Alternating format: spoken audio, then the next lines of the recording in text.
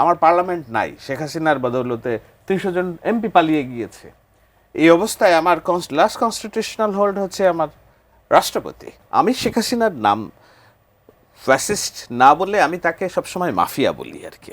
সমন্বিতভাবে আপনাকে ট্র্যাপে ফেলার জন্য আপনার একজন সাধারণ মানুষ হিসেবে যত জায়গায় আইনি সুরক্ষা কিংবা ন্যায় বিচার পাওয়ার জায়গাগুলো, ওই সব যুগগুলো জায়গায় তার লোক বসা। 5 আগস্টের আগে পরে আপনার যে অবস্থান, পরের অবস্থানে যে বিতর্কগুলো সৃষ্টি হয়েছে সেটি আসলে কেন হলো সেটি জানতে চেয়েছেন। এবং দ্বিতীয় প্রশ্নটি আমি ঠিকমতো আসলে বুঝিনি, তারপরে যতটুকু বুঝতে পারলাম যে ডক্টর মোহাম্মদ ইউনূস আরও যারা আছেন তাদেরকে আমরা নির্বাচনের পরের যে বাংলাদেশ, সেখানে আমরা কিভাবে মানে কল্যাণমূলক রাষ্ট্রের কথা প্রশ্নটা ছিল। ওয়েলফেয়ার পলিটিক্সের কথা আমি ভাইয়ের কাছ থেকে শুনবো। না ঠিক আছে, আমিও বলি।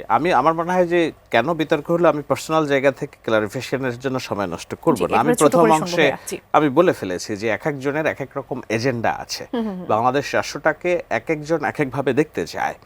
তো বিতর্কের যে জায়গাটা হলো, আমি যেই বাংলাদেশের স্বপ্ন দেখছি সারাক্ষণ, সেটি হলো যে অন্তর্ভুক্তিমূলক সহাবস্থান, মারামারি কাটাকাটি না, ধর্মনিরপেক্ষ একটা রাষ্ট্র ব্যবস্থা, হ্যাঁ লিবারেল ডেমোক্রেসি। সেখানে অন্যরা দেখতে চাচ্ছে যে সবকিছু ভেঙে ফেলা, রাষ্ট্রের অস্তিত্ব।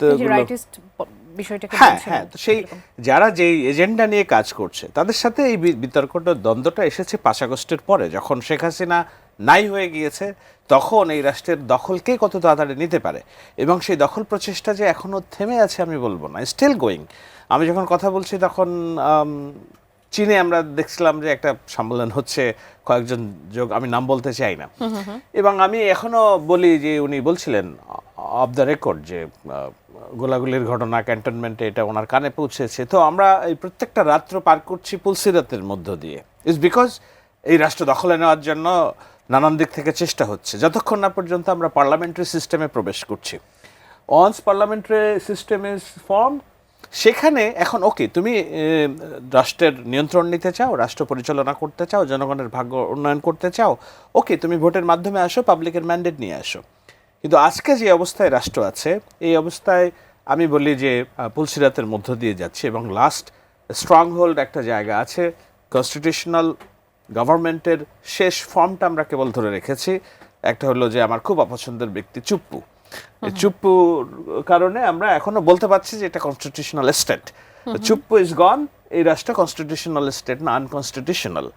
তো যখন এই রাষ্ট্র আনকনস্টিটিউশনাল, আপনি যে কাউকেই, গোলাম মাওলার অনেকে প্রধানমন্ত্রী বানায় দিতে পারেন, আবার আপনাকে মানে কি বলে প্রেসিডেন্ট বানায় দিতে পারে।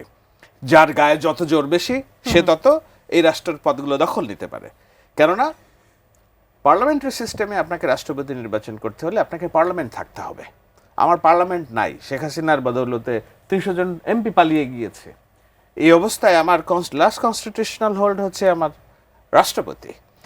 Once parliamentary system is activate, আমার নির্বাচন হলো, আমি রাষ্ট্রপতিকে পরের দিন বিদায় দিতে পারবো, আমার সমস্যা নাই। কিন্তু তার আগে আমার এই জায়গাটা লাগবে। এই জন্য আমরা বলছি যে এখনো এই রাষ্ট্রের দখল নেওয়ার জন্য নানান রকম প্রচেষ্টা হচ্ছে। সেই কারণে দ্বন্দ্বটা আমার, তারা একভাবে এটাকে সমর্থন করছে, আমি বলছি না আমার রাষ্ট্র ঠিক রাখতে হবে। আপনি যেটা বলছিলেন রাষ্ট্রকে নিয়ে, কক্সবাজার থেকে একজন প্রশ্ন করেছিলেন যে সাংবাদিকরা কেন পতিত সরকার প্রধানমন্ত্রী যিনি তাকে ফ্যাসিস্ট আসলে বলেন, সাংবাদিকদের মুখ থেকে তারা আসলে এই ধরনের শব্দ শুনতে চান না। এটা নিয়ে বিতর্ক আছে, যেমন এটা জামাতে ইসলামের আমির সম্মানিত আমির শফিকুর রহমান বলেছেন যে আমি বারবার ফ্যাসিস্ট শব্দ শোনা পছন্দ করি না, বলা উচিত না। হ্যাঁ, সাংবাদিকরা কেন বলবেন, মূলত তার প্রশ্নটা এটা ছিল। এইটা এখন সাংবাদিক, আমরা তো সাংবাদিকতা করি, আমাদের সবারই। আমি শেখ হাসিনার নাম ফ্যাসিস্ট না বলে আমি তাকে সবসময় মাফিয়া বলি আর কি। মাফিয়া রাষ্ট্র ব্যবস্থা তিনি কায়েম করেছিলেন, যেখানে বিচার বিভাগ তার নির্দেশে চলবে, গণভবনের নির্দেশ ছাড়া কাজ হবে না, পুলিশ তার নির্দেশে চলবে, ডিজিএফআই তার নির্দেশে চলবে, এবং গণমাধ্যম সমন্বিতভাবে আপনাকে ট্র্যাপে ফেলার জন্য আপনার একজন সাধারণ মানুষ হিসেবে যত জায়গায় আইনি সুরক্ষা কিংবা ন্যায় বিচার পাওয়ার জায়গাগুলো, ওই সব যুগগুলো জায়গায় তার লোক বসা। মাফিয়া শব্দটা এসেছে কোথা থেকে? সিসিলি থেকে। হ্যাঁ, ছোট করে শুনবো, বিরতি নেবার সময় হয়েছে। সিসিলিতে ক্ষমতাধর যারা সন্ত্রাসী ছিল, তারা সোসাইটি নিয়ন্ত্রণ করত, বিচার নিয়ন্ত্রণ করত, পুলিশ নিয়ন্ত্রণ করত। সো একজন সাধারণ মানুষের আর ন্যায় বিচার পাওয়ার জায়গা কোনো ছিল না। শেখ হাসিনার রাষ্ট্র ব্যবস্থা ছিল এরকম, গণতন্ত্রের মোড়েকে উনি সব কিছু নিজের মতো করে পরিচালিত করতেন। একটা মাফিয়া রাষ্ট্র ব্যবস্থা, ক্যাঙ্গারু আদালত, দলীয় লেজুর ভিত্তিক ছাত্রলীগ দিয়ে পুলিশ বাহিনী ডিজিএফআই দিয়ে গুম করা, এবং আপনি আদালতে যাবেন, আচ্ছা ঠিক আছে আমি যদি অবিচার করে থাকি তুমি আদালত থেকে প্রমাণিত হয়ে আসো, ওই আদালতে এমন বিচারপতি বসানো যে শেখ হাসিনার আঙ্গুল ছাড়া কাজ করতে। একজন সাধারণ মানুষ হিসেবে আমার ন্যায় বিচারের জায়গাটা কোথায়, এইটা ছিল না বলেই আমরা তার বিরুদ্ধে ফুঁসে উঠেছি। সেই এই জন্য আমি ক্ষোভগুলো তাকে থেকেই মাফিয়া বলি। এখন এটাকে কি বলে, সাংবাদিকরা ফ্যাসিস্ট বলতে পারবেন কিনা শেখ হাসিনাকে, এটা পার্সোনাল ওরিয়েন্টেশনের বিষয়। এখানে এমন কোনো অসংখ্য হার্ড অ্যান্ড ধন্যবাদ। ফাস্ট রুল নাই যে এটা বলতে আপনি হবে বা বলতে বলা যাবে পারবেন না। বা বলতে পারবেন না।